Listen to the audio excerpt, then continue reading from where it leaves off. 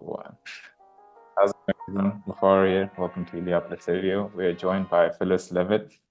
She's been a psychologist for over 30 years, and she's come to share. Oh, she's also an author as well, and she's written two books. And I understand you're in the process of writing the third, or it may be complete, It's but complete. it's Yeah. complete. So that's three books. And so, yeah, she's here to tell us a bit about herself, what she does, also what her books are about. And without further ado, tell us about yourself. What is it that you do? And also, thank you for coming onto the show. Oh, well, thank you so much for having me here today.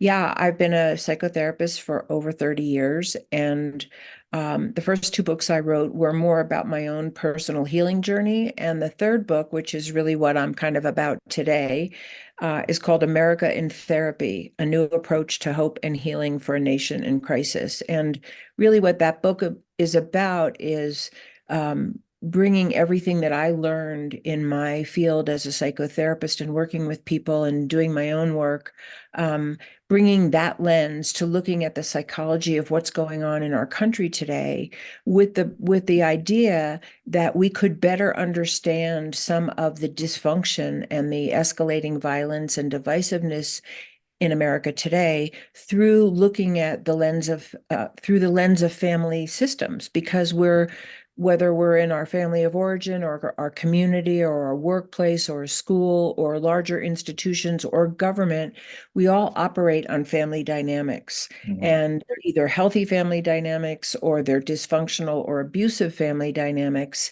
And it wasn't too hard to see that some of the dynamics that we're operating on the largest systems of, I call it the family of America, Mhm. are very dysfunctional, very abusive towards certain people, neglectful of certain people, and creating more of the same, because that's what happens in an individual family. If there's abuse or neglect or emotional dysfunction in a family, it perpetuates itself unless there's some kind of intervention and healing.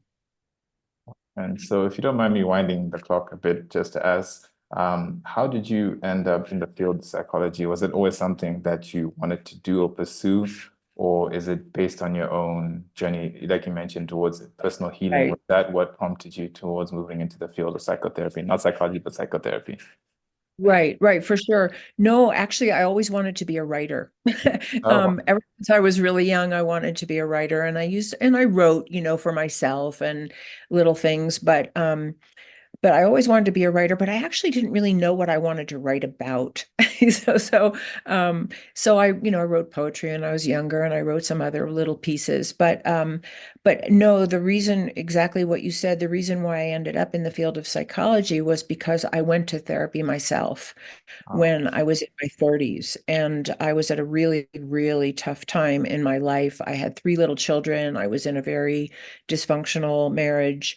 mm, And I just felt so lost and blocked and sad and depressed, but I always knew there was something more inside me that just couldn't get out.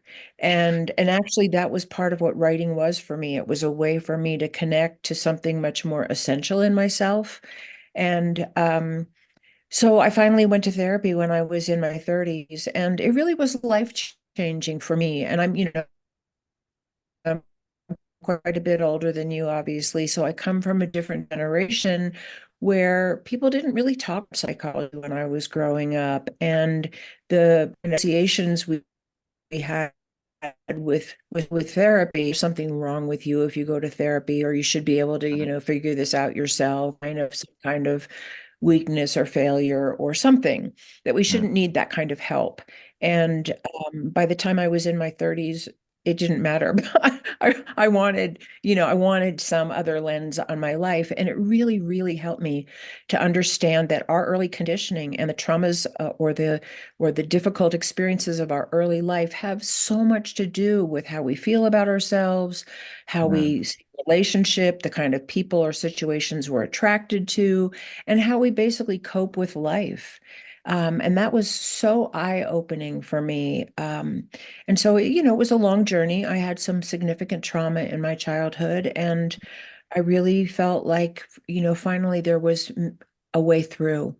And that's what made me decide to become a therapist myself. I went back to school and got a degree in psychology.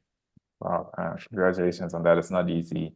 Again, like you said, you know, in your 30s, you know, life has already got demands of you. So for you to go back and get an education and complete it, Right.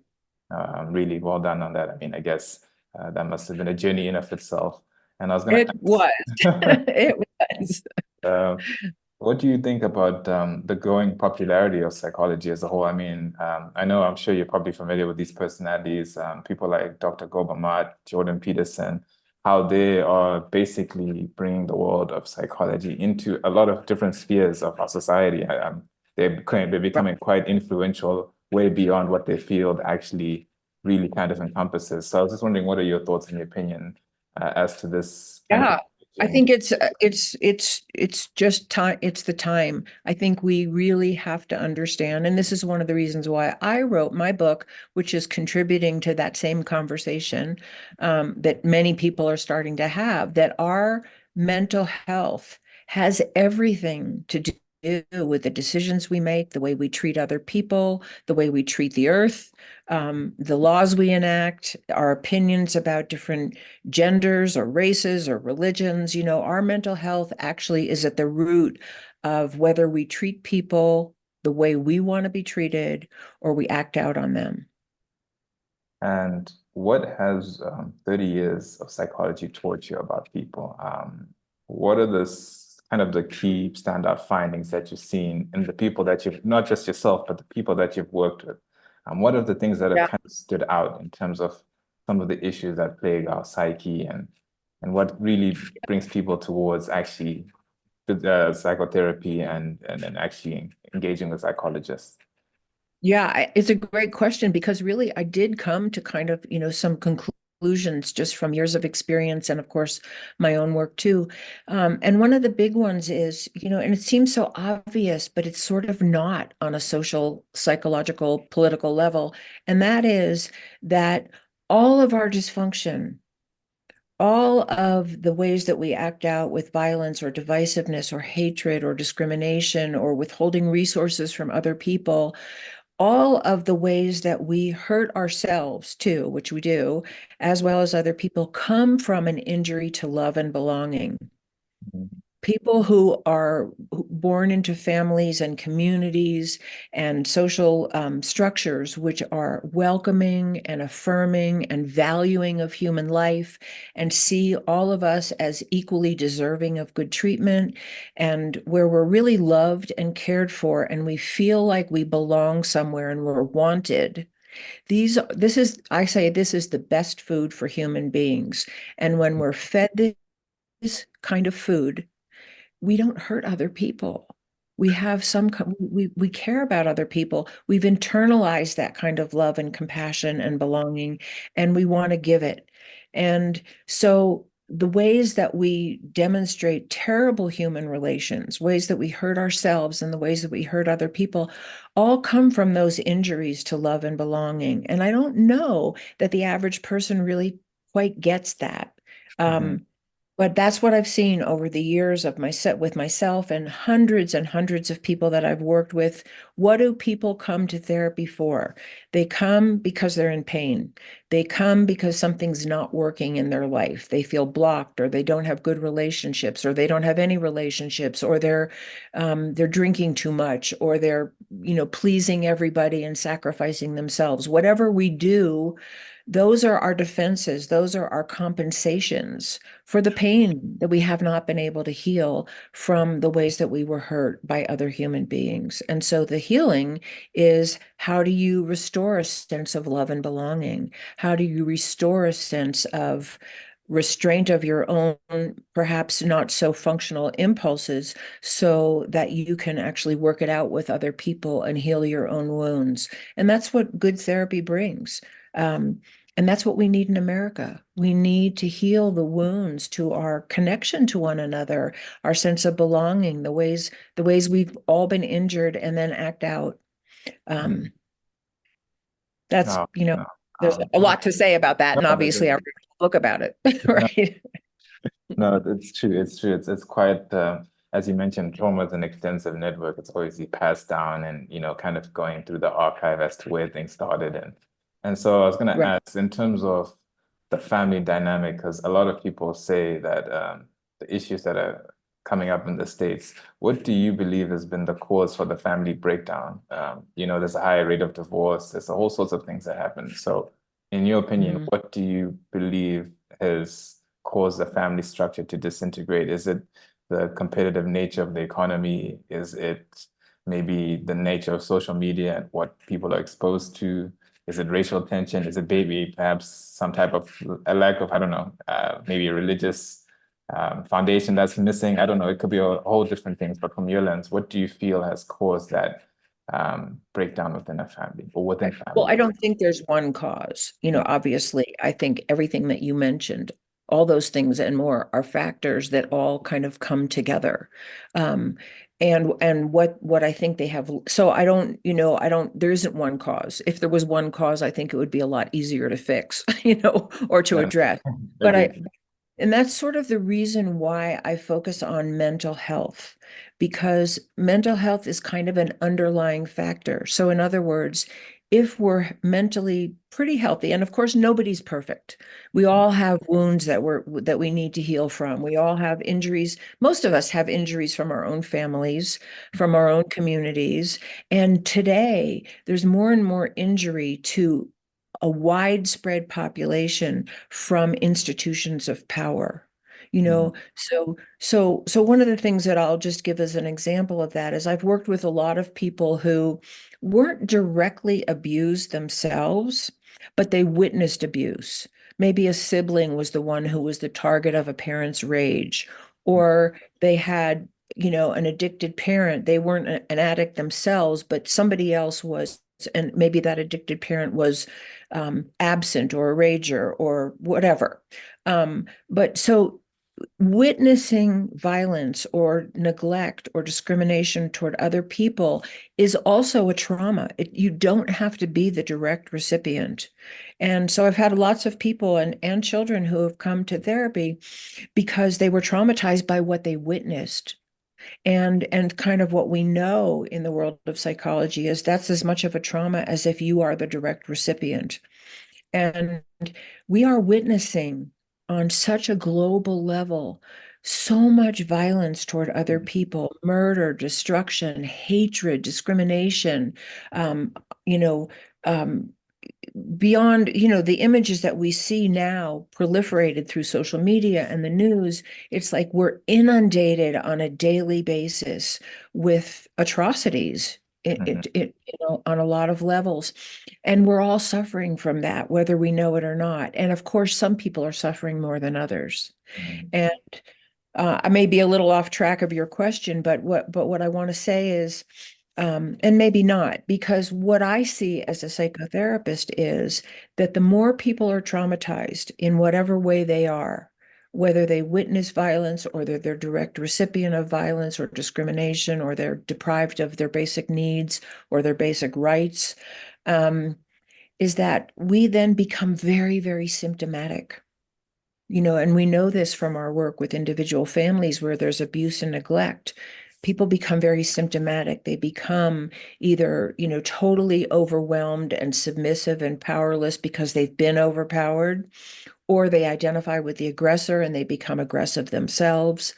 And Mhm. they have all kinds of other symptoms, like we've mentioned, like depression and anxiety and addiction, and isolation, or people pleasing, or being workaholics, or whatever we do to try to take care of ourselves and survive. We are having more and more people in our larger societies that are highly symptomatic with no help. And as long as the larger social organization, I call it the family of America here, and it could be the family of any country, Mhm. but as long as that family is has policies and practices that are abusive or neglectful or discriminatory, then you're going to have more and more masses of people who are symptomatic. And they act out economically, and they act out racially, and they act out gender wise, and they act out through sometimes through their religious beliefs. So we Mhm. we bring our upset psychology wherever we go. Mm, And that's why I see it as a bottom line influence that needs to be really addressed. And I'm glad that mental health is being addressed by so many people and so much in the news today. But I mm, think we need to realize, this is the one thing I'll say here, that the mental health issue isn't just for the people that are at the tip of the iceberg, the mass murderers, or the people mm, who have robbed billions of dollars from people, or or highly discriminatory. It's our collective mental health. What do we as a populace advocate? And if we're advocating things to be done to other people that we wouldn't want to have done to ourselves, then it's a mental health issue. I hear you on that. It's not an ideological issue, but that's what we're told. No, and it's true. I guess it comes down to the fundamentals, I guess, if you put it that way. And it's always individual at the end of the day. So I was going to ask you, you've written 3 books, and I was actually wondering if you could tell us a bit about them. I know you mentioned that it's A Light in the Darkness and Into the Fire. So I was wondering if you can just kind of maybe tell us about what you're willing Sure, to share, obviously, without giving away most of the book, sure, kind of sure. what inspired you to write them, and what message you're trying to convey to those that read it. Well, like so many people, I don't think I'm different from a lot of people at all. I think like so many people, we get born with somewhere inside of us, there's a sense of something, I call it essential, like my essential self. And because we're all born lovable little infant beings, there's no infant that's born a murderer. We're Mm, born, we're actually born wired for love and connection. And if we're in a loving and connected environment, we have a chance to flourish in that way and share that with other people. And if we don't, then most of us bury that part of ourselves to try to protect ourselves in some way. When we all do it differently. So there's no one size fits all here. But um, the first couple of books I wrote were really just about my own healing journey from the traumas of my childhood, in which I did bury a lot of my life force and a lot of my just deep desire to love and be loved and feel safe in the world.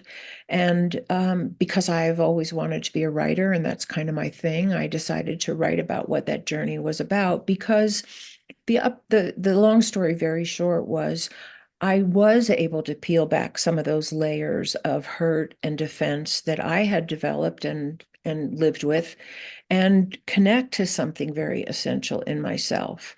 Um, and that's part of what really helped me be a therapist, because I knew it was possible. I knew it was possible to find healing from some of the ways that we've been hurt. And I think it's pretty much true that if a person has a chance to heal from what has really hurt them, they become a more loving human being, and they want to share that in some way with other people. I've never worked with anyone who sincerely went on a healing journey who became more violent or more hateful.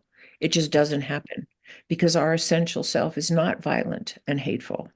And mm, so if you get a chance to uncover that, you're a more loving, more peaceful, not perfect, because we're still all learning and growing, but we just become more loving and peaceful people in the world. And so my first 2 books are really about how I was able to contact that essential self in me. And it was really from that my third book arose, because once I really, felt like there was some degree of healing in my life, I wanted to share that.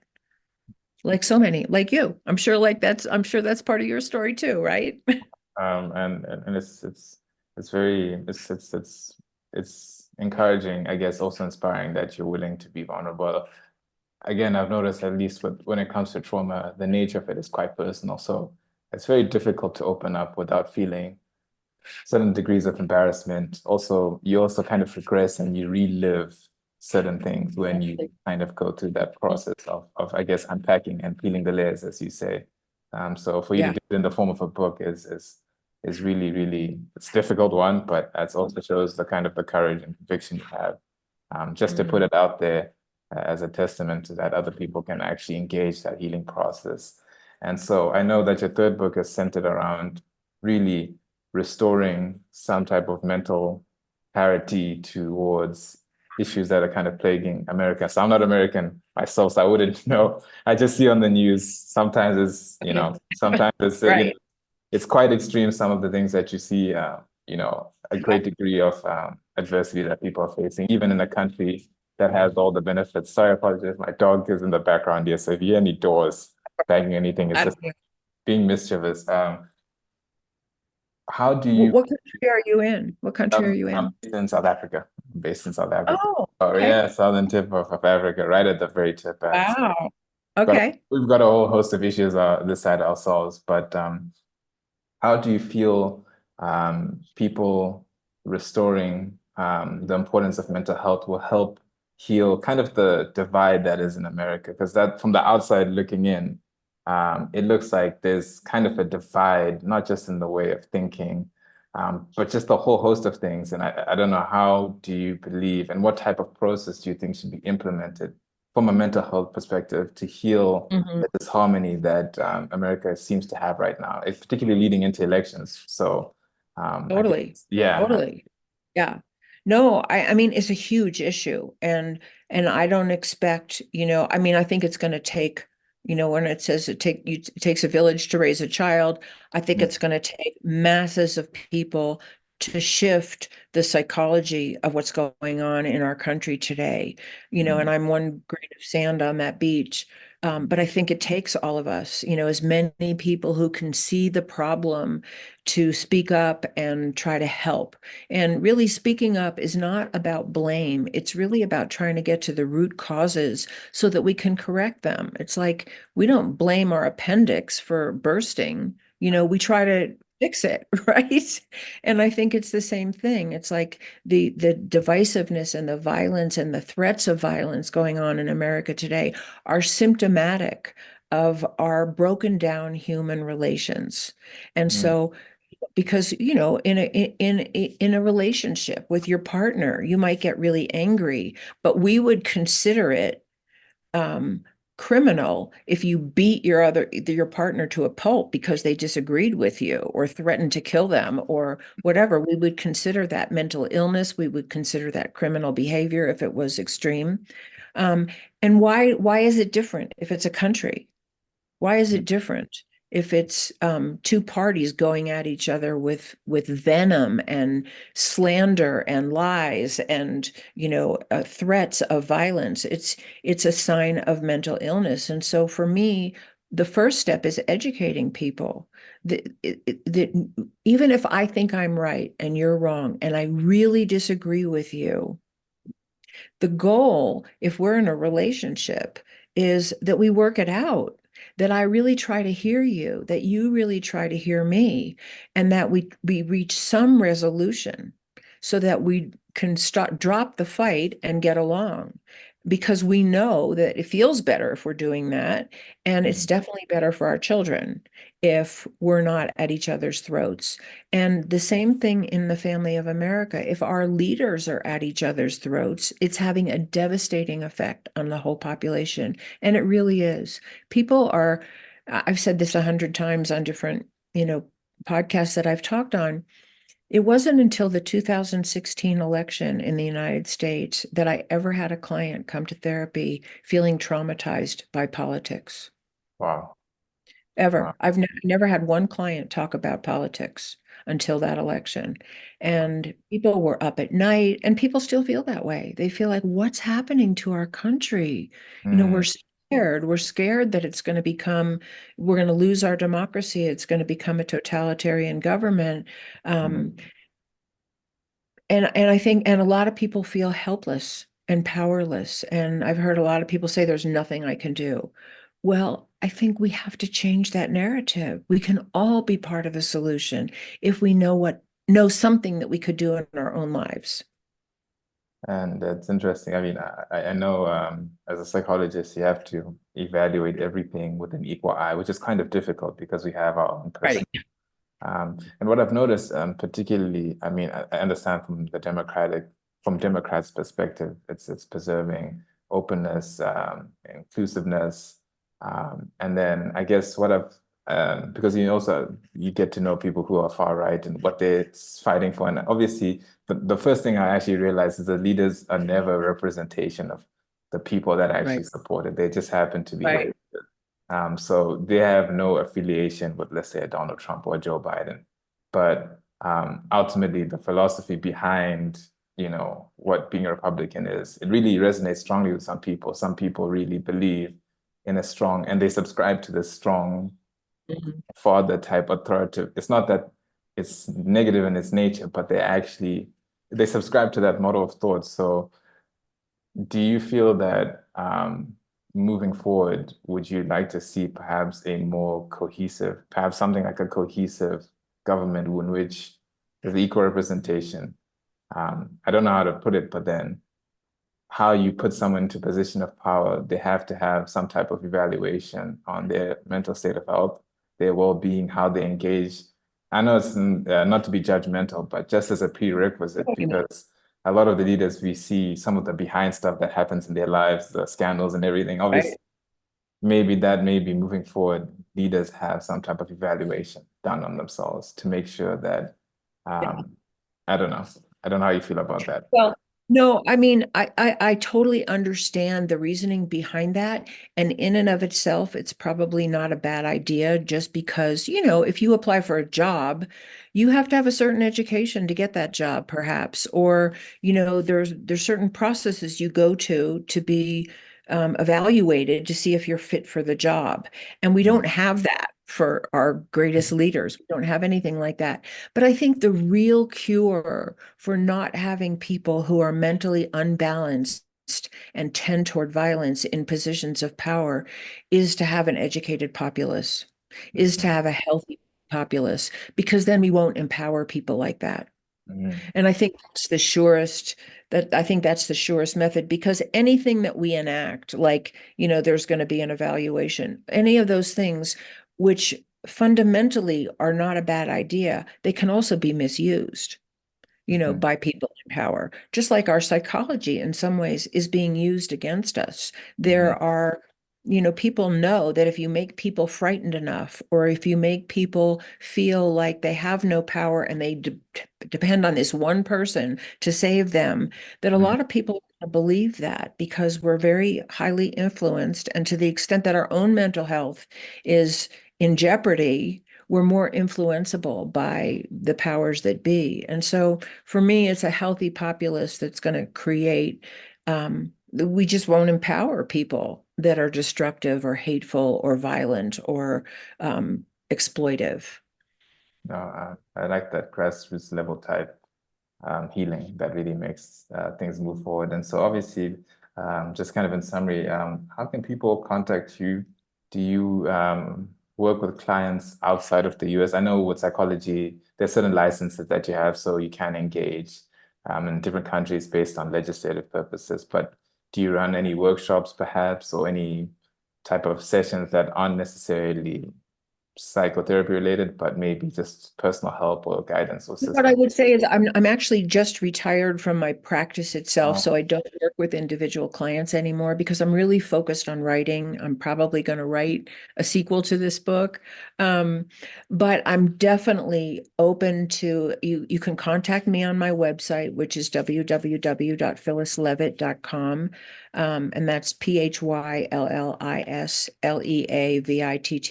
I'm totally happy to consult and confer and speak to individuals who are interested in, maybe applying some of this in their own lives or getting more understanding.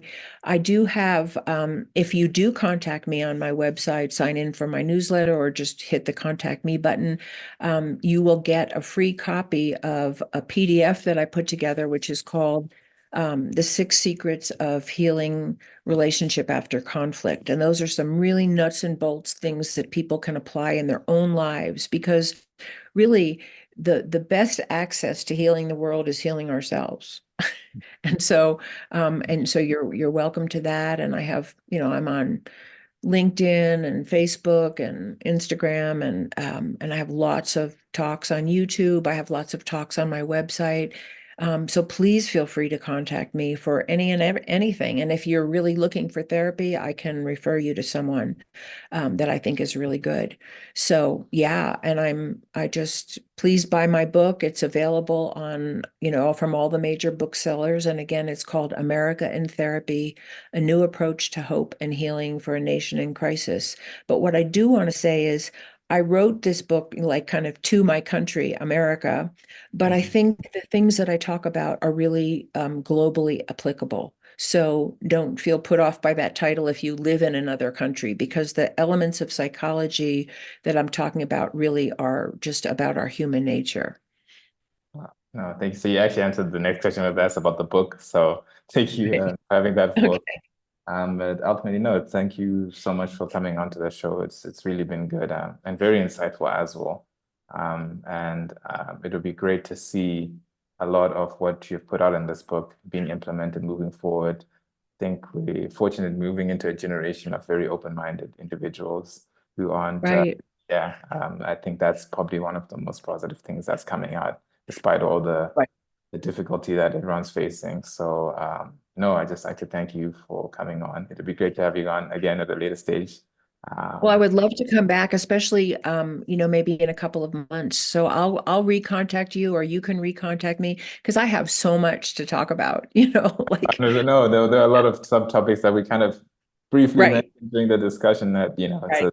a fully dedicated podcast to that, but it'll be great. It'll be great to just have you come share your wisdom and your insight into these matters. It's really invaluable. It really is. Thank So, you so much. thank you so much for coming on. And yeah, Thank till you you for again. having me. Thank No you for having me. All right. And bless